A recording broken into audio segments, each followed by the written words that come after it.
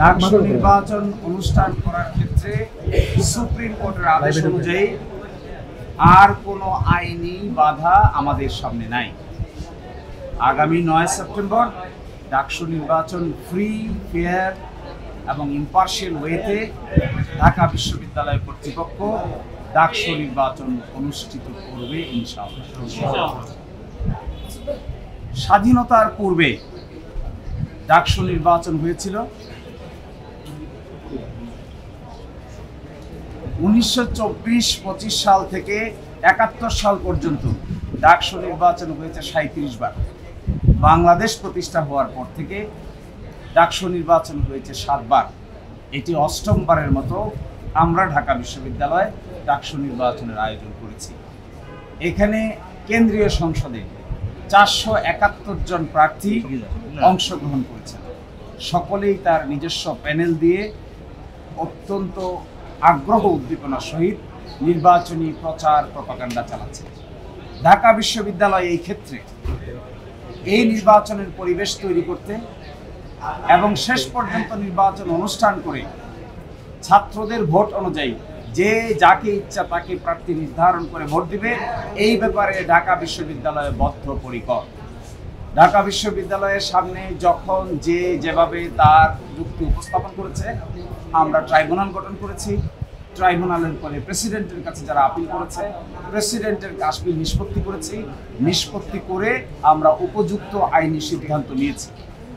ঢাকা বিশ্ববিদ্যালয়ের কাছে কোনো দরখাস্ত না করে যে রিট পিটিশনকারী সরাসরি হাইকোর্টে রিট পিটিশন করেছিলেন, আমরা আর্গুমেন্টে বলেছিলাম যে তার রিট আবেদন মোটেও চলনসই কোনো আবেদন নয়। কারণ যার প্রার্থিতা চ্যালেঞ্জ করে তিনি মামলা করেছেন, যিনি মামলা করেছেন তিনি সেই পদের কোনো প্রার্থী নন। সেকেন্ড হলো, ঢাকা বিশ্ববিদ্যালয়ের সামনে কোনো অবজেকশন না দিয়ে, আমাদের ট্রাইব্যুনালের কাছে না এসে, আমাদের প্রেসিডেন্টের কাছে না এসে সরাসরি তিনি হাইকোর্টে এসেছেন। এটি রিট জুরিসডিকশনের চিন্তা অনুযায়ী, জুরিসপ্রুডেন্স অনুযায়ী গ্রহণযোগ্য নয়। আর থার্ড কথা ছিল, এটা একটি ডিসপিউটেড কোয়েশ্চেন অফ ফ্যাক্ট। কোনটা ঠিক কোনটা বেঠিক এই প্রশ্নে রিট পিটিশন চলে না।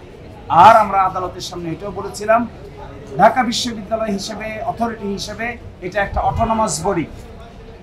ঢাকা বিশ্ববিদ্যালয়ের অর্ডার অনুযায়ী প্রতিষ্ঠিত একটা অটোনমাস বডি। এটা স্বায়ত্তশাসিত প্রতিষ্ঠান। তার ইন্টারনাল মেকানিজমের মধ্যে যে সমস্ত ইলেকশন মেকানিজম আছে, এগুলো দেখভাল করার দায়িত্ব ঢাকা বিশ্ববিদ্যালয়ের। ঢাকা ইউনিভার্সিটি স্টুডেন্ট ইউনিয়ন যে গঠনতন্ত্র হয়েছে, এই গঠনতন্ত্র is approved by the syndicate.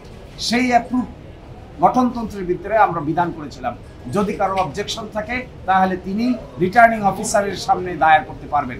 Returning অফিসারের সিদ্ধান্তে যদি কেউ ক্ষুব্ধ হয় তাহলে তিনি আপিল করতে পারবেন। যিনি আজকে রিট পিটিশন করেছিলেন হাইকোর্টে, আপিল বিভাগে যিনি রেসপন্ডেন্ট ছিলেন, তিনি রিটার্নিং অফিসারের কাছেও কোনো অবজেকশন দেন নাই। তার বিরুদ্ধে যে আপিল হয়েছে, আপিলেও কোনো অবজেকশন রেজ করেন নাই। যখন আমরা প্রাথমিকভাবে লিস্ট প্রকাশ করেছিলাম, সেই লিস্টেও তিনি কোনো অনাগ্রহ প্রকাশ করেন নাই। চূড়ান্ত লিস্ট যখন প্রকাশ করেছি, সেখানেও তিনি আনুষ্ঠানিকভাবে ঢাকা বিশ্ববিদ্যালয় কর্তৃপক্ষের সামনে কোনো কথাই বলেন নাই। এই সমস্ত যুক্তিতর্ক গ্রহণ করেছেন মাননীয় আপিল বিভাগ। গ্রহণ করে হাইকোর্ট বিভাগ যে ডাকসু নির্বাচনের উপর স্থগিতাদেশ দিয়েছিলেন, এটি অনারেবল জাজ ইন চেম্বার স্টে করে দিয়েছিলেন। আজকে বাংলাদেশের সর্বোচ্চ আদালত হাইকোর্ট ডিভিশনের আদেশের উপর স্থগিতাদেশ দিয়েছেন এবং 31শে অক্টোবর 2025 পর্যন্ত এই স্থগিতাদেশ বহাল থাকবে। এর অর্থ হলো এটা 9 সেপ্টেম্বর 2025-এ উৎসবমুখর পরিবেশে ডাকসু নির্বাচন অনুষ্ঠান করার ক্ষেত্রে আর কোথাও কোনো আইনি বাধা থাকবে না।